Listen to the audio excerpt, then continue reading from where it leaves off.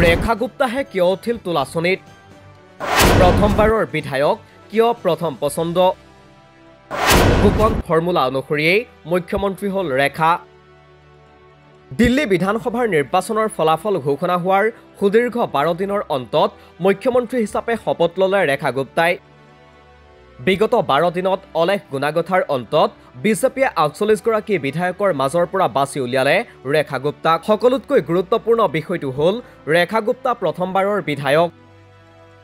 দিল্লীৰ সালিমাৰবাগ সমষ্টিৰ পৰা প্ৰথমবাৰৰ বাবে নিৰ্বাচিত হৈছিল ৰেখা গুপ্তা মুঠ 27 বছৰ বিৰতিত দিল্লীত গঠন হৈছে বিজেপিৰ চৰকাৰ বিজেপিৰ এইবাৰ দিল্লী জয় নিজৰ দলৰ গৰিষ্ঠ সংখ্যকৰ বাবে অপ্ৰত্যাশিত আছিল ফলাফল ঘোষণা হোৱাৰ পিছত 12টা দিন ৰবলগীয়া হৈছিল বিজেপি কাৰণ বিজেপিৰ নেতৃত্ব মানে কেৱল প্ৰধানমন্ত্ৰী নৰেন্দ্ৰ মোদী আৰু গৃহমন্ত্ৰী অমিত শাহৰ মন পছন্দৰ হলেই নহব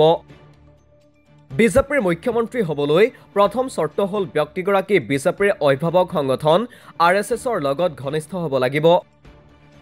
ৰেখা গুপ্তা আৰএছএছৰ ঘনিষ্ঠ সেই সূত্ৰেই ৰেখা গুপ্তা বিজেপিৰ মুখ্যমন্ত্ৰীৰ প্ৰাৰ্থীৰ বাবে বিবেচিত হৈছে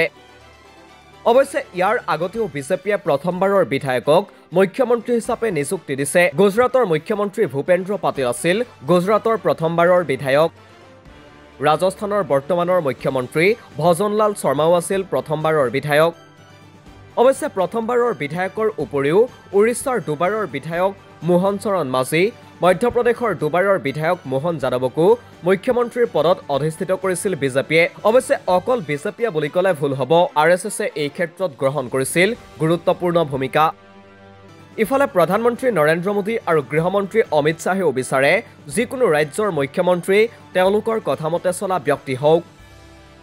তেওঁলোকৰ আঙুলিৰ ঠাৰত উঠা বহা কৰা ব্যক্তি হওক এনে অনভিজ্ঞ ব্যক্তিক মুখ্যমন্ত্ৰী পদত অধিষ্ঠিত কৰিলে আচলতে সেই ৰাজ্যখনৰ নিয়ন্ত্ৰণ সম্পূৰ্ণ কেন্দ্ৰৰ ওপৰতেই থাকে গতিকে বিজেপিয়ে সদায় নতুন মুখক প্ৰাধান্য দি আহিছে সকলোতকৈ গুৰুত্বপূৰ্ণ বিষয়টো হল যে প্ৰধানমন্ত্ৰী নৰেন্দ্ৰ মোদী গুজৰাটৰ মুখ্যমন্ত্ৰী পদত অধিষ্ঠিত হোৱাৰ সময়ত তেওঁ বিধায়কো নাছিল বিজেপি বৰ্তমানৰ দ্বিতীয় প্ৰজন্মৰ নেতা সৃষ্টিত ব্যস্ত সেয়ে প্ৰায় প্ৰতিখন ৰাজ্যতে 50ৰ দেউনাগৰকা ব্যক্তিকহে মুখ্যমন্ত্ৰী পদত অধিষ্ঠিত কৰাত গুৰুত্ব দিছে বিজেপিয়ে